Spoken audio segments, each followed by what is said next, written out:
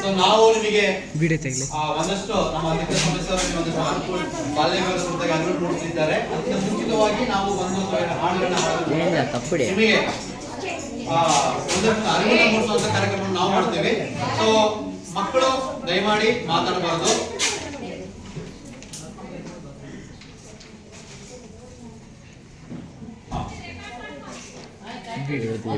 ಜಗದ ಜೀವದ ಜಾಗೃತಿ ಮಾಡಿದ ಭೂಮಿ ತಾಯಿಗೆ ನಮನ.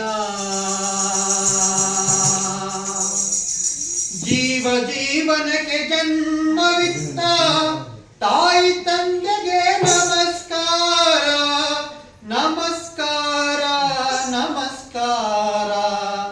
ತಾಯಿ ತಂದೆಗೆ ನಮಸ್ಕಾರ. ಜಗದ ಜೀವವ